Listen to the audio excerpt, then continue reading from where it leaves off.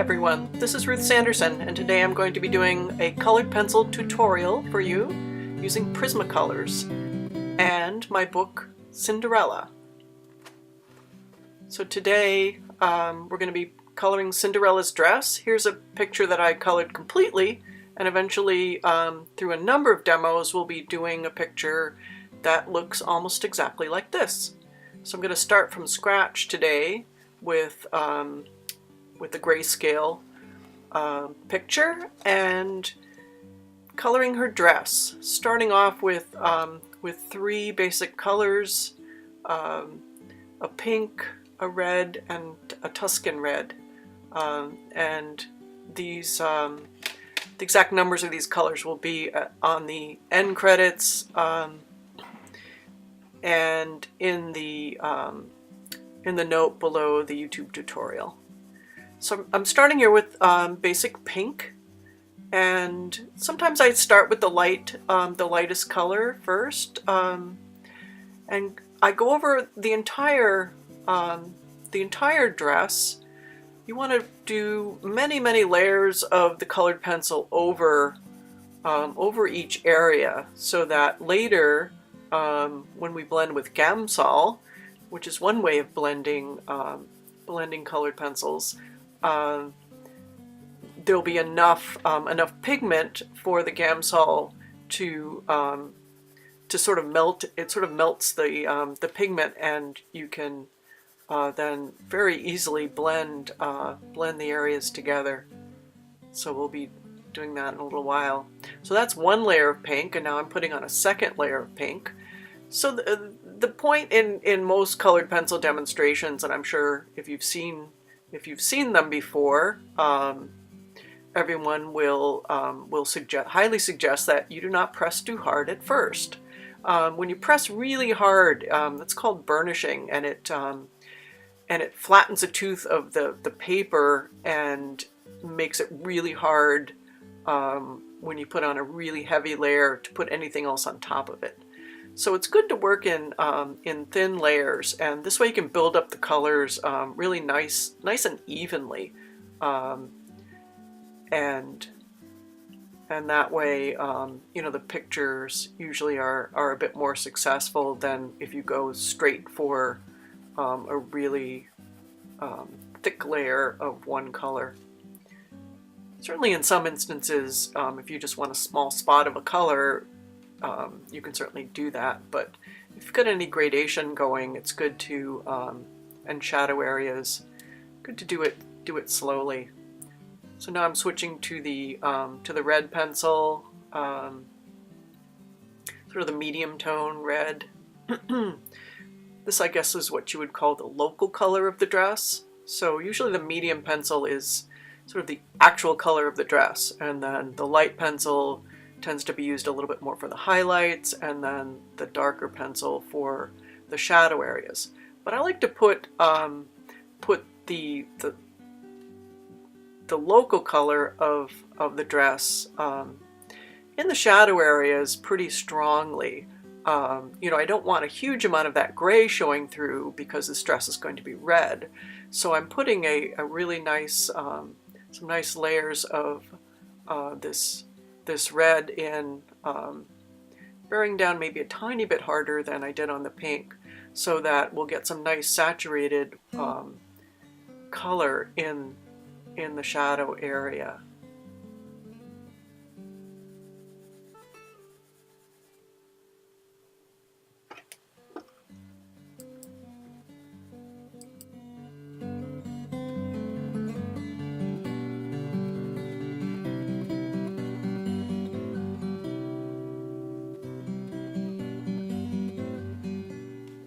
It's a good idea also to start defining these shadow areas in the from the Grayscale.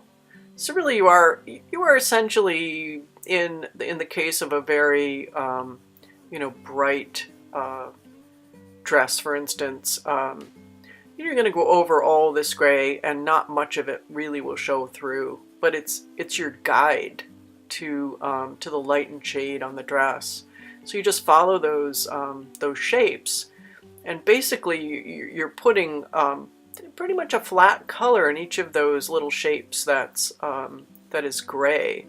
And this is going to end up, you know, looking like a realistic dress that's lit. You know, coming from the left side, you can see that everything is, you know, her face is lit from the left, and, you know, everything has this feeling of the sense of light coming in from the left-hand side of the picture. And that's what you want to simulate in when you're doing coloring the grayscale, and that's why you know, you follow the pattern of the light and dark areas.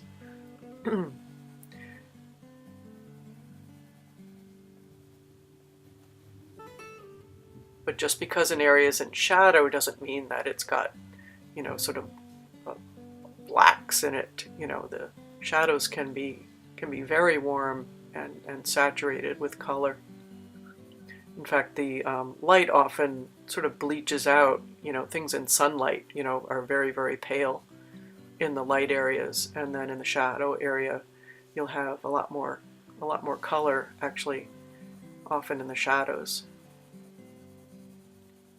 And now I am going to go over the light area of the dress with this color also, because basically this is the color of the dress, the local color of the dress. So I want the light side of this dress to have quite a lot of pigment on it also.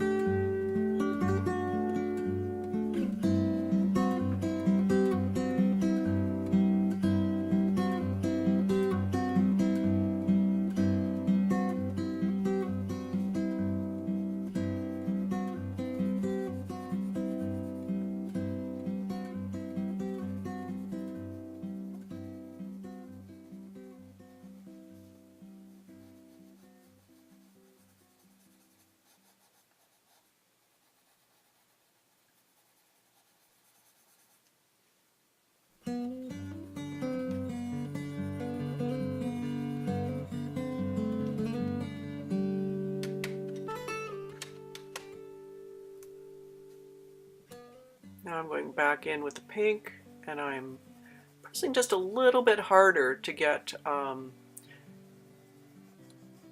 little more pigment on the page.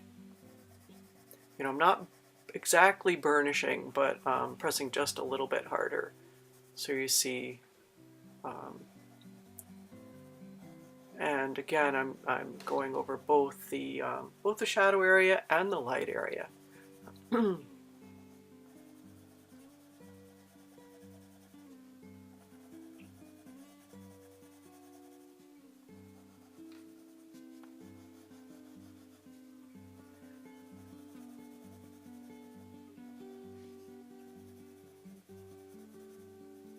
you can see now the dress, you know, is starting to look more like an actually, you know, red dress as opposed to gray, gray with a red veil on it. But it does take quite a lot of patience to, you know, to build up colors. But this video is, you know, it's not going to be that long, so, you know, it's not going to take you 10 hours to do this dress. I'm doing this in real time.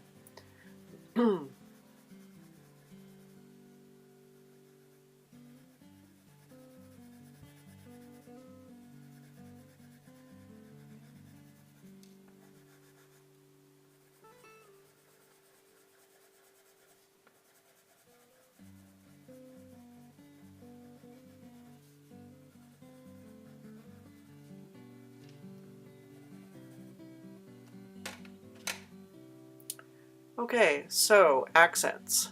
I often do save the darkest accents for later in the process. So I'm going over these shadow areas with this dark sort of burgundy red. Again, I will list these exact numbers of Prismacolor in the credits at the bottom of the page. So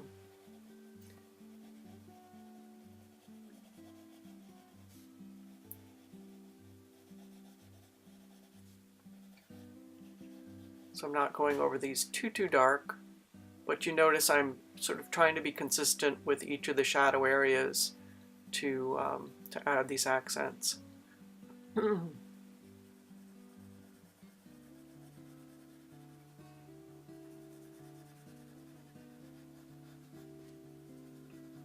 And it's often those edges that that have the deepest shadow, the transition between one edge and another, one fold and another.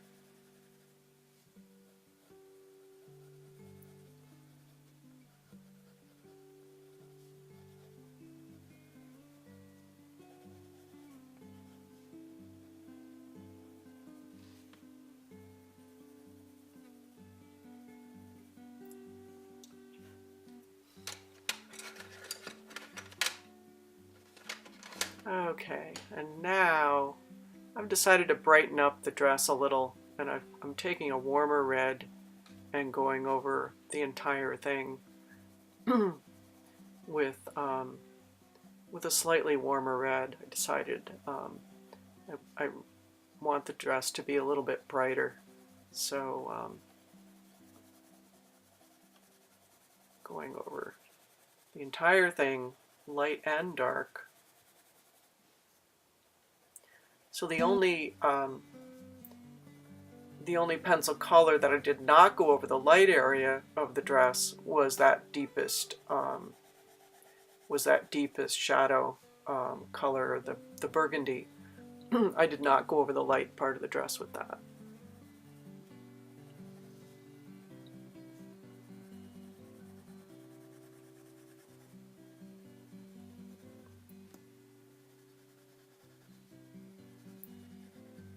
So if I were to render this absolutely perfectly without the thought of later blending with the Gamsol, I would be probably putting many more layers on this to make it perfect. The Gamsol really does let you skip that process. And here's Gamsol. Here's a little 2-ounce sample container of it. Sometimes I'll just put a little in the cap of a jar or something and use it that way. And some people wait till the very end, till they have the entire picture covered with the pencil. You know, I kind of like to do it as I go along to really see what it looks like. I've done it both ways. You know, I'm still pretty new at using the Gamsol on colored pencil pictures, and there's a little protector sheet of paper under this page. What's very cool is that, well, the Gamsol basically melts the wax in the colored pencil, and then you can sort of push it around, and it fills in all those little white specks of the paper. You can even see from this little bit of a distance that that the left-hand side looks a lot smoother. So it's really a good tool to blend. And you know, I kind of take my time with this. I usually do the light area first. You know, some people just go over the entire thing with a brushed layer of the Gamsol and then blend it with a stick, or you can use a Q-tip. Makeup Q-tips are really good, the kind that come to a point. You can get those in the makeup section of the pharmacy, and those do work pretty well. But these are blending stubs for pencil drawings, and they work great. And you can when there's too much color on the end of it, you can use a piece of sandpaper and sandpaper that color off the end so it won't contaminate your next blending. And these last for a long time. Whereas the Q-tips, you just have to keep throwing them out. So you go through like a ton of those to do the blending. But I think some people even blend with a brush. Maybe that's got a little bit of a stiffer bristle so you can press into the paper. I just find that these work really well.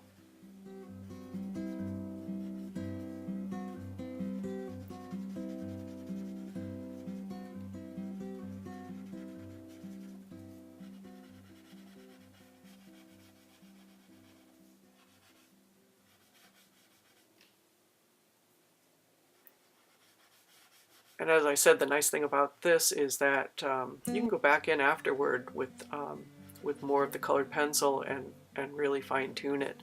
I'm not doing a super duper perfect job here because I basically don't want to be doing a 2-hour demo for one little dress. But you can spend a little more time than I'm spending here on the blending. And you can sort of blend with the tip. You can also just sort of blend with the side, when you're dipping your tool in. And this is made of wrapped paper, so it's really quite a cool little tool.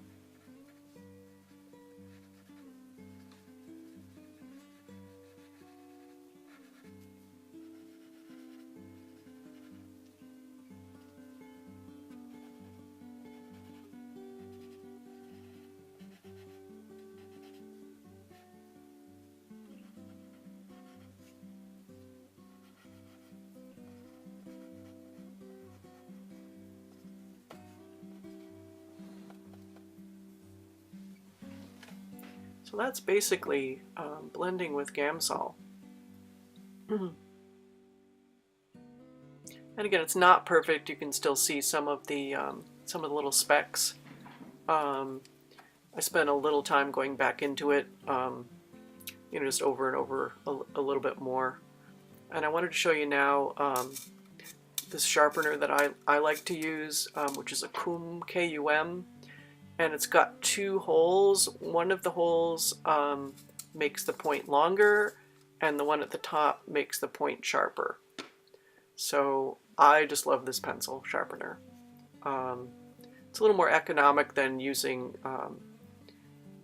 one that's electric. So here I spent a couple minutes earlier taking this medium colored pencil and showing you another way to start is to go right to those shadow areas and define them. And notice I'm not defining them with the darkest pencil, I'm defining them with the medium, sort of the medium pencil. And now I'm going to go over the entire thing with the pink. So if you have a spot where the the shadow area is a little more subtle, you could go in and really define it with your medium toned pencil. I suppose you could go in with the dark too, but I always, the darks are, I feel, the last thing you want to put in because you don't want to go too dark. So you want to put those in very carefully. So if you darken an area too much, it just pops out as being out of key with the rest of the picture. So, sharpening. And some people turn the sharpener. I've been drawing for 40 years and I've never turned a sharpener. I've always turned the pencil. So I guess the newfangled way is to turn the sharpener, but I don't know, turning the pencil works for me. So I think it accomplishes the same thing. It's not as awkward as turning the sharpener. So that's how I feel about that.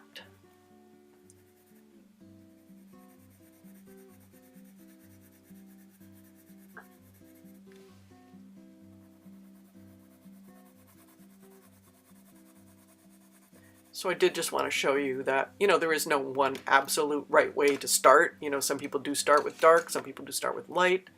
You know, some people start with the medium tone. You know, most things that are light and shadow have those kind of three tones. You know, a light area, dark area.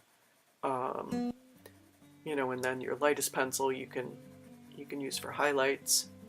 So in this case of this dress, I am using 4 pencils. You know, here's that slightly warmer red going on. And yeah, you notice how, you know, how this looks pretty rough.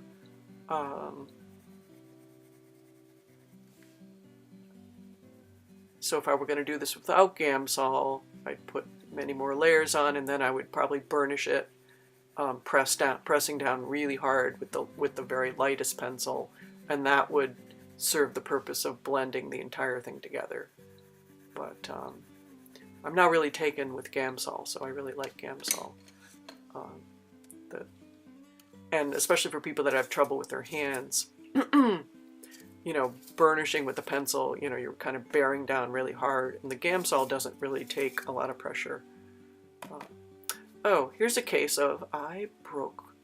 So I've got the pencil tip broken inside there, and trying to, I think I just tapped it to get the little chunk of pencil out of there. So,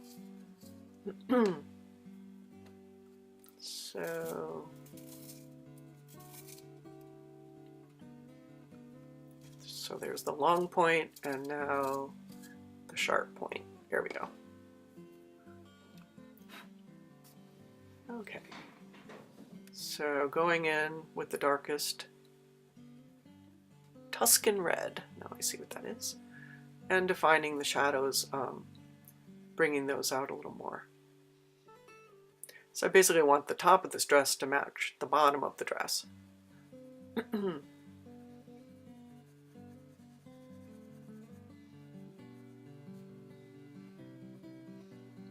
So I'm not using the pencil in any of the light areas of the dress, only in the shadow areas. And I'm defining around the hair. You know, the picture is, you know, it's a little soft because, you know, my original oil paintings, you know, are paintings, so they don't have super sharp edges. So I am sort of defining myself, you know, the squiggly hair there, and kind of going around some of the hairs. Not, you know, not being perfect. You know, if you go over an area that's supposed to, looks like it might have hair, you know, big deal. You know, it's not an exact science. You know, you want this to look kind of soft and painterly. Okay, so now I'm going back in with the with the lightest color, which is pink. And I'm pressing down a little harder, almost burnishing, but not quite. You know, and I'm not doing it perfectly because I know I've got the Gamsol coming to blend this all more perfectly. But you do want to cover any area that you're going to use Gamsol with. You want to put a fair amount of layers on this because, you know, the Gamsol needs something to push around. It needs the pigment. You know, if you don't have enough layers on any given area, you know, the Gamsol is just going to go right down to the gray paper, and it won't look that good. So,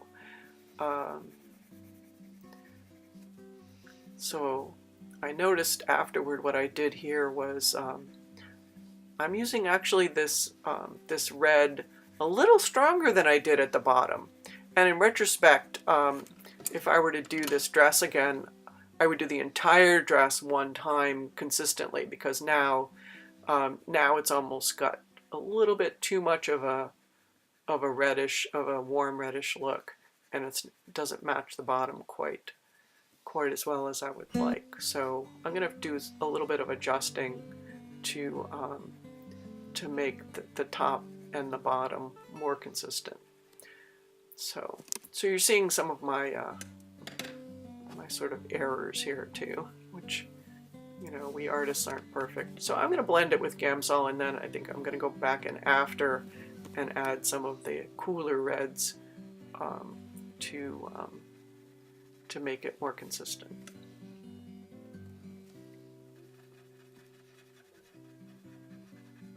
But if you like this warmer red look on your own picture, you know, you can just go more with that very warm red pencil as opposed to the cooler red pencil, and then your you know, your entire dress would look more like this, more like a brighter red. I know a lot of people like bright colors.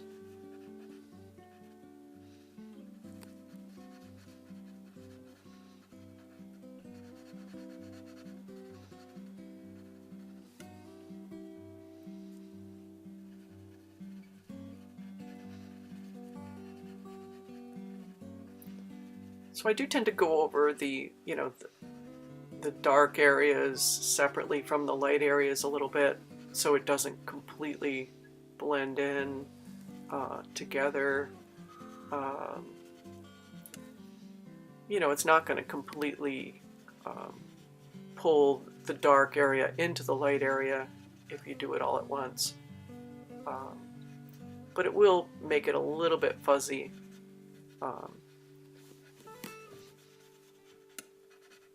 If you do that.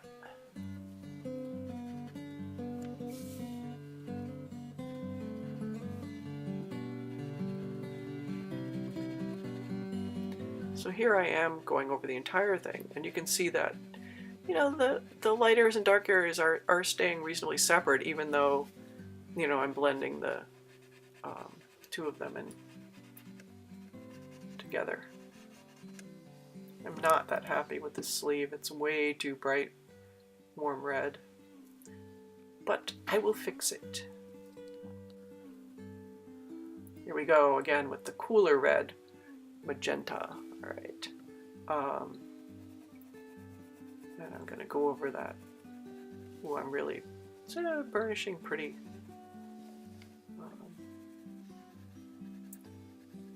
reasonably hard on this to really get that red, trying to get that red a closer match to the bottom red. And you actually can you can work on this while the Gamsol is still a little damp if you want. It's pretty versatile. You can wait till it dries, or, you know, you can add to it while it's still a little damp. And it will dry a little lighter when you put Gamsol on something. Just like if you put water on your hair, it makes your hair darker. The Gamsol makes the picture a little darker, and then when it dries, the Gamsol, which is an odorless, it's like an odorless turpentine, basically, mineral spirits, and so once that evaporates, the picture will be a little lighter. So I've decided to add some highlights with the pink. I'm going back in with the dress, so you see I'm trying to closer match the top with the bottom, and then going in with some pink highlights to sort of make it look sort of like velvet.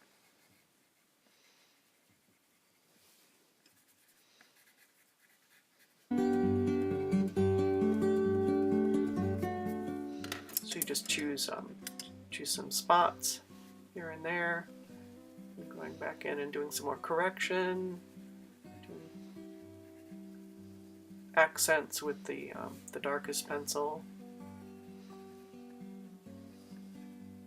those transitions, the line between, you know, one area and the next is going to have the darkest shadow.